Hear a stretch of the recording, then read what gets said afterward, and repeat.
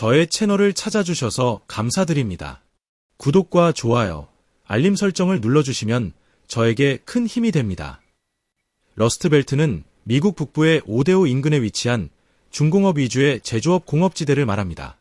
통상적으로 펜실바니아, 오하이오, 미시간, 위스콘신, 일리노이, 인디애나, 웨스트버지니아, 업스테이트 뉴욕입니다.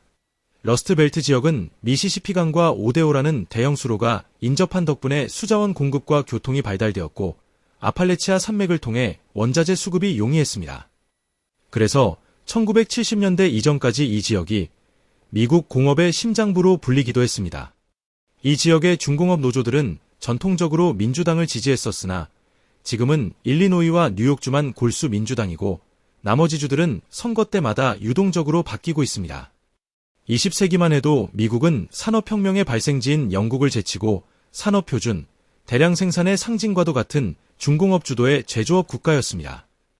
철강의 경우는 미국의 철강 생산량이 소련을 포함한 유럽 전체 생산량을 넘을 정도라고 불리웠던 제조업 괴물 국가였습니다. 2차 대전 당시 엄청난 군수품 생산력은 미국의 국력을 과시하는 좋은 기회가 되기도 했습니다. 그러나 1960년대부터 독일과 일본이 제조업 강국으로 급부상하면서 미국 제조업은 자국 시장 내에서도 일본제와 독일제에 위협받는 처지가 되었습니다. 이러한 배경에 더해 1970년대에는 닉슨 쇼크와 두 차례 오일 쇼크 등의 악재로 인해 미국 제조업이 가격 경쟁력에서 도태되며 산업 전반적으로 쇠퇴하기 시작합니다. 닉슨 쇼크란 달러를 더 이상 금으로 바꿔주지 않겠다고 선언한 사건입니다.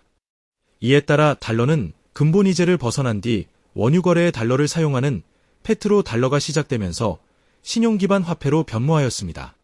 이후 미국은 달러를 엄청나게 찍어내면서 막대한 유동성이 풀렸고 물가와 원유 가격이 급격하게 상승하였습니다. 달러가 대량으로 공급되면서 화폐 가치 절하가 이루어졌고 무역 적자의 악순환이 계속되었습니다.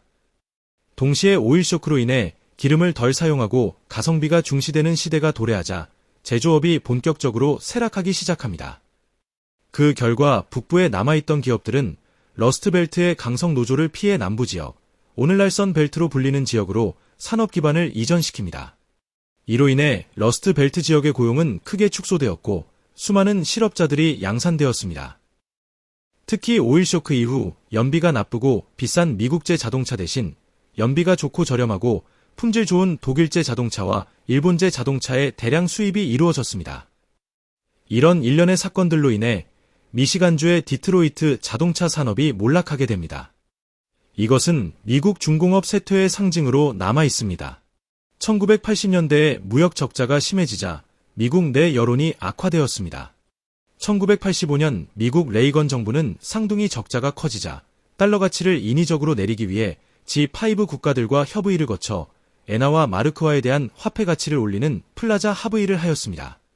또한 불공정 무역 보복인 슈퍼 301조법을 통과시키는 등 강력한 조치들을 취하기도 했습니다. 하지만 1990년대 중국과 동유럽이 등장하였고 해당 국가의 노동자들이 하청 제조업으로 먹고 살게 되면서 러스트벨트의 일자리가 본격적으로 중국으로 빠져나가게 됩니다.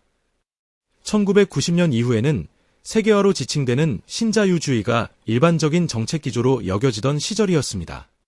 미국 정부는 러스트벨트 노동자들의 고용 상황보다는 경제적 효율성을 우선시하면서 러스트벨트의 쇠퇴가 계속 진행되었습니다. 제조업은 쇠락을 지속했으나 첨단 산업으로 대표되는 실리콘밸리와 금융산업으로 대표되는 월가가 급성장하며 미국 산업이 전반적으로 체질 개선이 이루어졌습니다. 이러한 배경 덕에 21세기 들어서 미국 빅테크와 금융업체들이 전 세계 시가총액과 매출 상위권을 장악하게 됩니다. 다만 해당 산업들은 고용 창출력이 높은 노동집약적 산업이 아니기 때문에 미국은 실업률이 급증하고 공장들은 그대로 동아시아와 유럽 등 해외로 유출됩니다. 이번에는 선벨트란 무엇인지 알아보겠습니다. 1970년대 닉슨 쇼크와 오일 쇼크로 인해 제조업의 효율성이 나빠졌고 러스트벨트 지역의 강성 노조가 득세하자 이를 피하기 위해 많은 기업들이 미국 남부 지역에 공장을 설립하였습니다.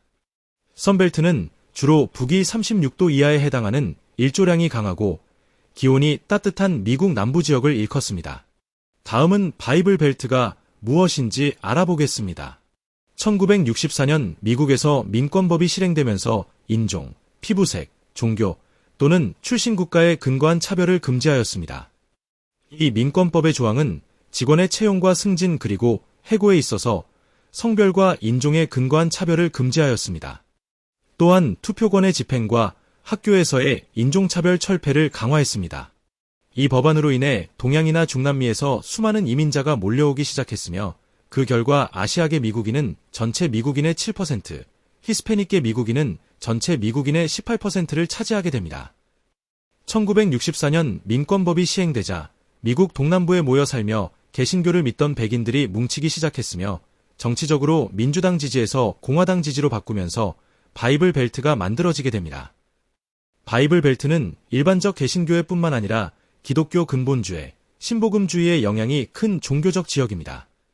사회적으로 보수적이며 미국 내에서 동성애 반대와 낙태 반대론이 강한 지역입니다. 이제 2020년 미국 대통령 선거에서 트럼프가 표를 획득한 지역과 표를 잃은 지역을 살펴보면 어떤 상황인지 이해가 쉽게 가실 겁니다.